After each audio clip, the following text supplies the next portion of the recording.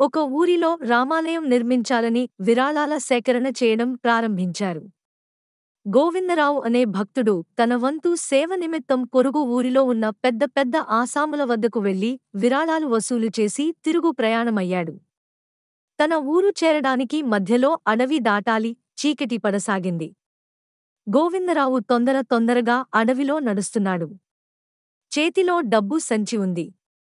ఇంతలో ఒక బందిపోటు దొంగ తుపాకీ గురిపెట్టి గోవిందరావును ఆపి చేతిలో సంచిని ఇమ్మని బెదిరించాడు. చేసేది లేక ఎదురు చెబితే కాలుస్తాడని, నాయనా!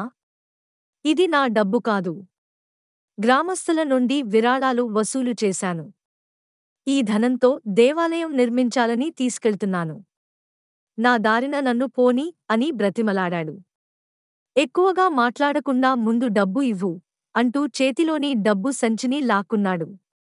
ఈ డబ్బుని నువ్వు లాక్కున్నావు. డబ్బిచ్చిన వారికి నేను ఏం సమాధానం చెప్పాలి?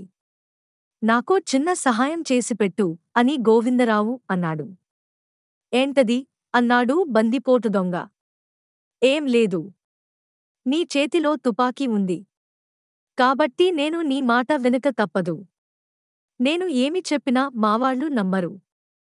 అందుకనే తుపాకీతో నాపై కండువాను కాల్చు.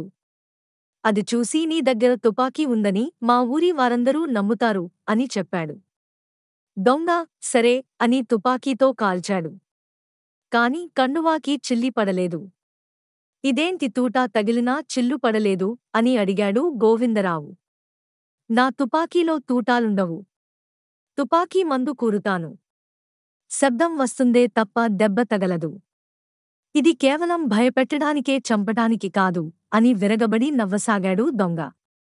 అదను చూచి గోవిందరావు దొంగను అదిమి పట్టి చెట్టుకు కట్టి సంచి తీసుకుని తన దారిన తాను వెళ్ళిపోయాడు.